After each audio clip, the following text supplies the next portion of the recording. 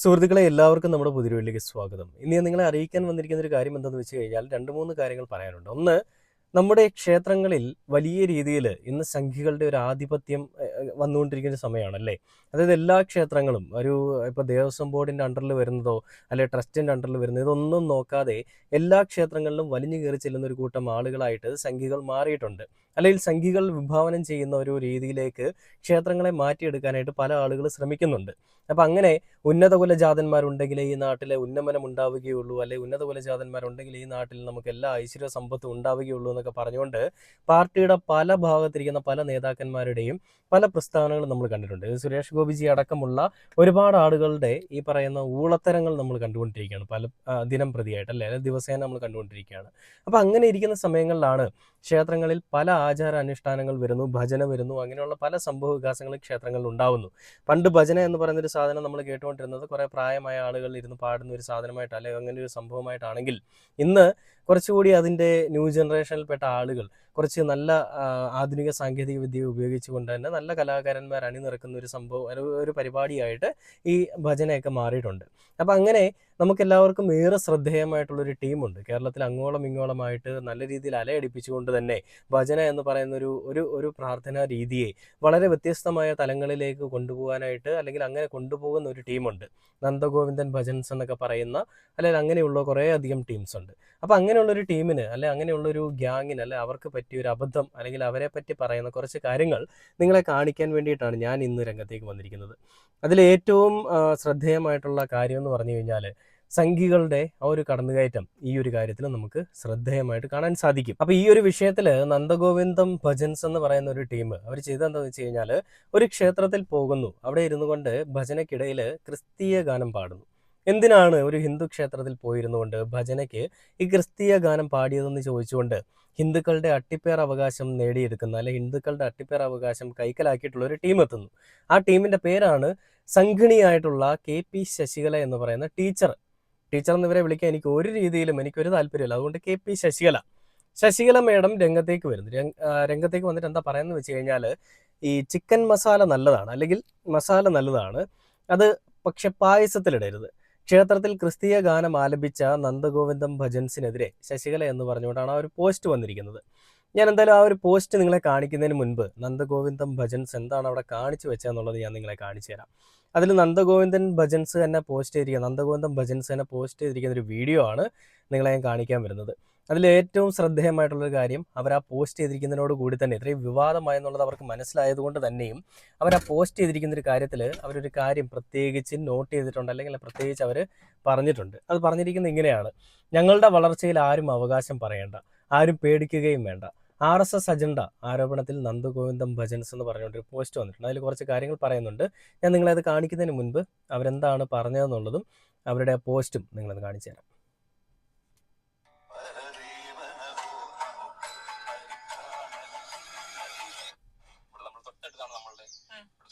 പള്ളി വളരെ ക്ലോസ് ആണ്, കാണുമ്പോൾ അവര് പറഞ്ഞു എന്ത് സൗകര്യമാണ് വേണമെങ്കിൽ നിങ്ങൾ പ്രോഗ്രാം ഇവിടെ വേണമെന്ന് ചെയ്തോളൂ. അപ്പൊ നമ്മുടെ നാട്ടിലുള്ള ഒരു ഗുണം ഭയങ്കര ഹാർമണിയാണ്. ഞാൻ LKG തൊട്ട് പഠിച്ചത് നമ്മുടെ ഇവിടുത്തെ പള്ളി സ്കൂളിലാണ്, നമ്മുടെ ഹോളി ഫാമിലി സ്കൂളിലാണ്. അപ്പൊ നമുക്ക് ഇവിടെ എല്ലാവർക്കും അറിയായിരിക്കും, നമ്മുടെ എൻ്റെ കുറെ സുഹൃത്തുക്കളൊക്കെ ഇവിടെ ഉണ്ട്. നമ്മളുടെ ഈ ബസ് നടക്കുമ്പോൾ തന്നെ ഇത്രയും തിരക്ക് വരുന്ന അറിഞ്ഞിട്ട് നമുക്ക് വേണ്ടി പാർക്കിംഗ് സൗകര്യങ്ങൾ എല്ലാവർക്കും കിട്ടുന്നത് അവിടുത്തെ പള്ളി ഗ്രൗണ്ടിലാണ്. ദേശവിളക്ക് എന്നുള്ള നമുക്ക് അടുത്ത ദിവസം ഉണ്ട് ദേശവിളക്ക്. അപ്പൊ ദേശവിളക്കിന് അവിടെ നടക്കുന്ന സമയത്ത് മുഴുവൻ വിളക്കുകളാണ്. ആ സമയത്ത് ഇവിടെ പള്ളിയിലും വിളക്കുകൾ എത്തിക്കാറുണ്ട്. അപ്പോ അങ്ങനെ പോകുന്നൊരു നാടാണ്. അപ്പൊ ഇപ്പോൾ ഈ ഒരു കാലഘട്ടത്തിൽ മതസൗഹാർദ്ദം എന്നൊക്കെ പറയുമ്പോൾ എന്തൊക്കെ പ്രശ്നം പോലെയൊക്കെ പല സ്ഥലങ്ങളിൽ ഞാൻ കമന്റുകളൊക്കെ ഉണ്ട്. പക്ഷെ അങ്ങനെയൊന്നും ഞങ്ങൾക്ക് അറിയത്തില്ലാത്ത കാലഘട്ടത്തിൽ ജീവിച്ച മനുഷ്യന്മാരാണ് ഞങ്ങൾ.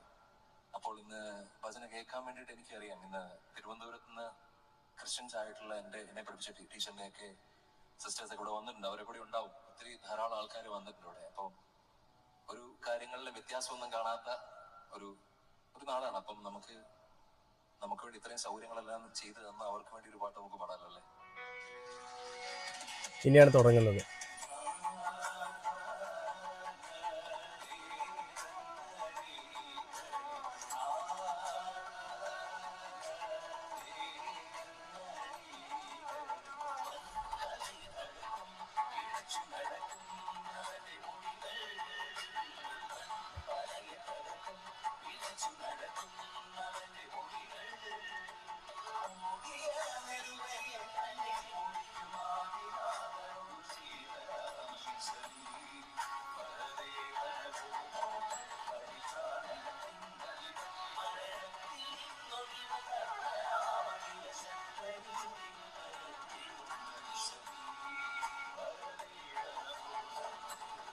ഈ ഒരു പാട്ട് ഞാൻ കുരു പൊട്ടുന്നവർക്ക് വേണ്ടിയിട്ട് സമർപ്പിക്കുകയാണ് കേട്ടോ.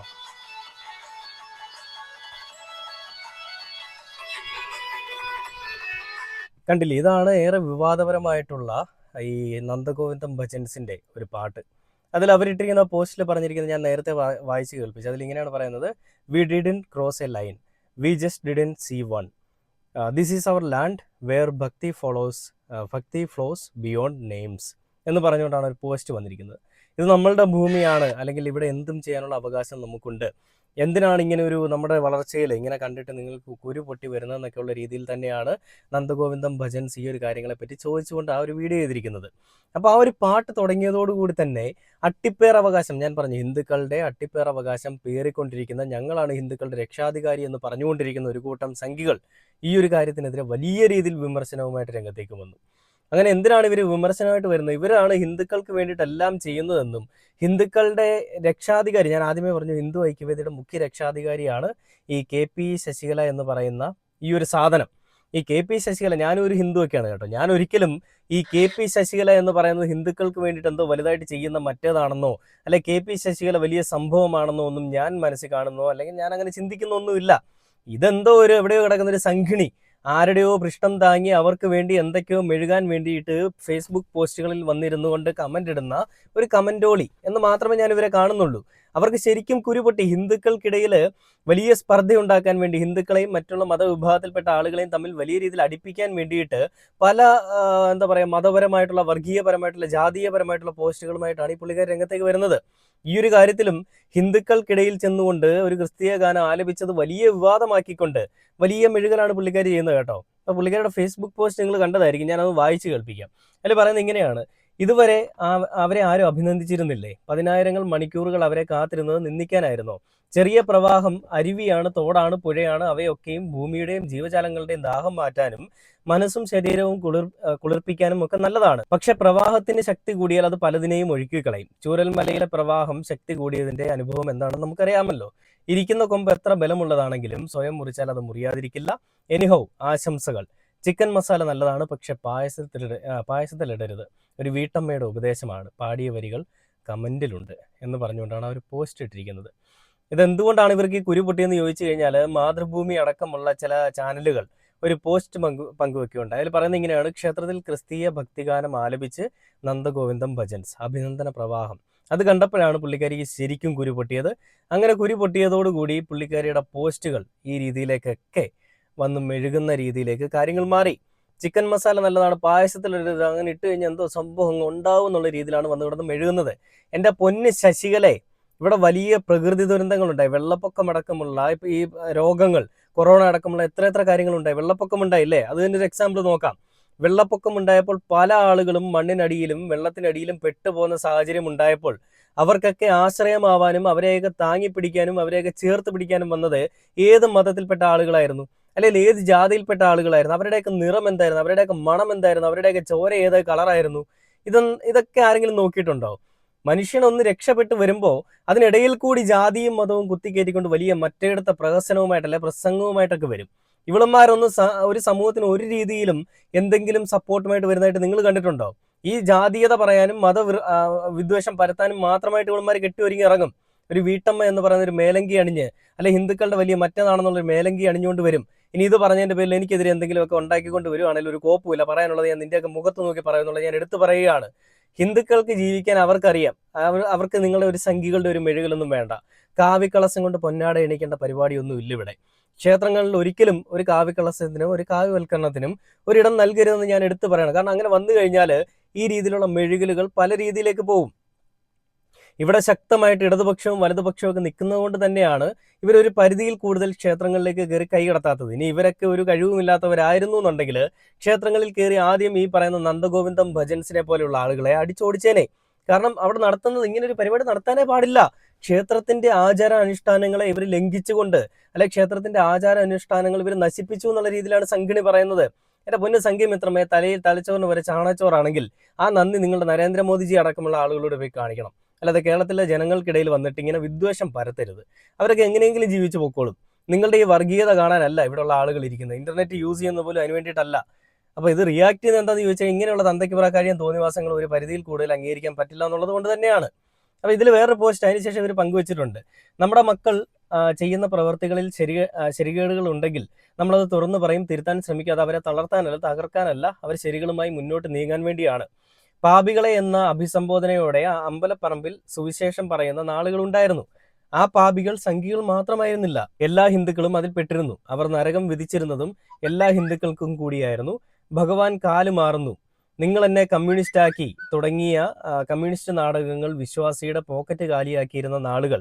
അതിനെയൊക്കെ അതിജീവിച്ചാണ് നാം ഇന്നത്തെ അവസ്ഥയിലേക്ക് എത്തിയത്. അതിലേക്കൊരു തിരിച്ചുപോക്ക് ഉണ്ടാകരുതെന്ന് ആഗ്രഹിക്കുന്നവരാണ് ശരികേട് ചൂണ്ടിക്കാണിക്കുന്നത്. പട്ടാമ്പി അലക്സ് തിയേറ്ററിൽ പോയി സിനിമ കണ്ടിരുന്ന കുട്ടിക്കാലത്ത് സിനിമ തുടങ്ങും മുമ്പേ വെച്ചിരുന്ന പ്രാർത്ഥനാ ഗീതത്തിന്റെ ട്യൂൺ എനിക്ക് ഭയങ്കര ഇഷ്ടമായിരുന്നു.